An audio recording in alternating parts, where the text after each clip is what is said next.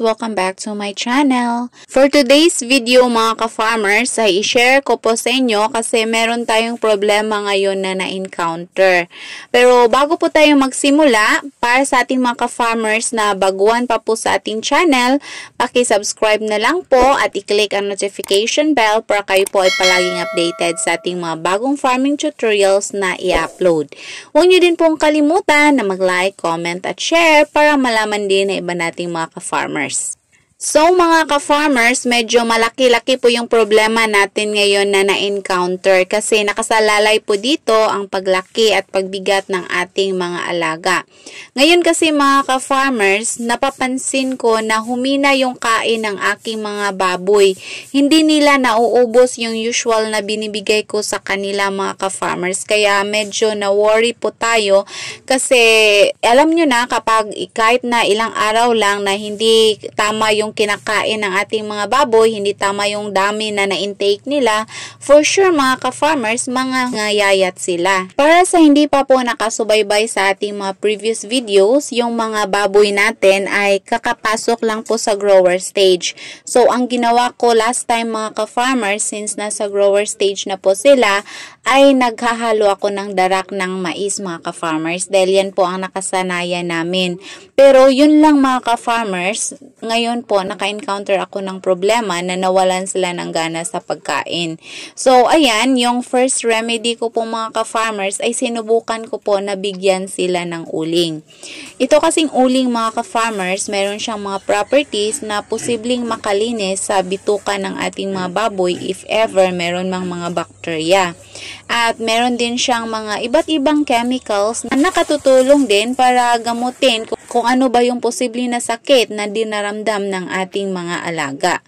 Naisipan ko kasi itong uling mga ka-farmers dahil dati-rati pa po na nag-aalaga kami ng baboy kapag wala pong gana yung aming mga baboy mga ka-farmers at syempre nung mga bata pa kasi kami, wala pa kaming pwedeng maigamot sa aming mga baboy kasi parang yung mga native lang po yung inaalagaan namin mga ka-farmers. So, yung first remedy po talaga ng mga magulang namin ay bigyan lang po ng uling yung aming mga baboy if ever meron po sa kanila na walang gana kumain. At nagiging positive naman po yung resulta mga ka-farmers. Kaya ngayon na nagbababuyan na naman ako, yung first remedy ko po talaga kapag meron sa aking mga baboy na ayaw kumain, syempre binibigyan ko agad ng uling mga ka-farmers.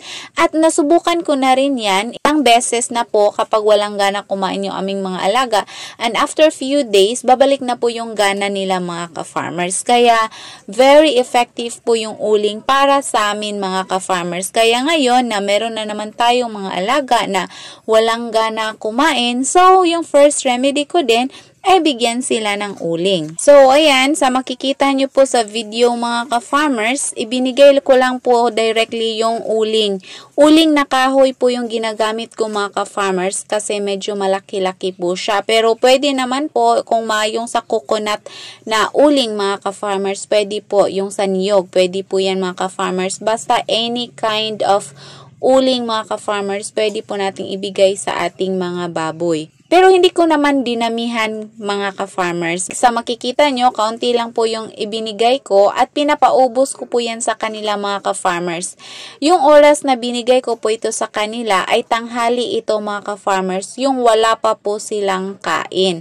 Yung una ko pong ginawa ay nilinis ko muna yung area kung saan ko ilalagay yung uling at pinapaliguan ko na rin sila mga ka-farmers kasi sobrang init kasi dito. Di ko alam kung ito ba yung cause or yung cause siguro yun bang darak ng mais mga ka-farmers kasi minsan, yung darak ng mais, meron siyang ibang lasa mga ka-farmers. Kaya siguro parang nagsasawa yung baboy natin kaya ayaw nilang kumain ng feeds.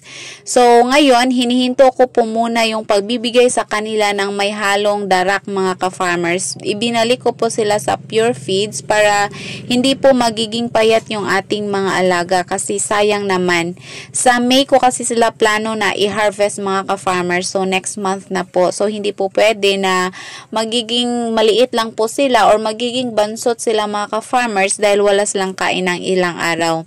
Alam nyo na, kahit na ilang araw lang na hindi makakain yung ating mga alaga, papayat po yan agad mga ka-farmers. So, kailangan talaga na gagawin natin ang lahat, maghanap tayo ng paraan kung paano ba natin ma-resolve yung problema natin sa ating mga baboy, lalo na po itong walang gana kumain mga ka-farmers. Pero ito sila mga ka-farmers, wala silang gana kumain, pero hindi po sila matamlay mga ka-farmers, masigla lang po sila, only wala silang gana kumain. Pero yun lang, kapag ilang araw din na hindi sila kumakain mga ka-farmers, syempre doon din yan pupunta, magiging matamlay din yung ating mga alaga. So sa ngayon mga ka-farmers, yan lang po muna yung mai-share ko at magbibigay lang po ako ng update kung kumusta na po yung aking mga baboy mga ka-farmers, kung nanumbalik na po ba yung gana nila sa pagkain nang dahil sa pagbibigay natin ng uling. So abangan nyo lang po mga ka-farmers at syempre huwag nyo din kalimutan na mag-subscribe para magiging updated kayo sa ating mga susunod na mga farming videos.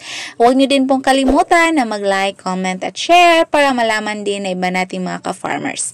Thank you for watching. Happy farming. God bless everyone. Bye-bye.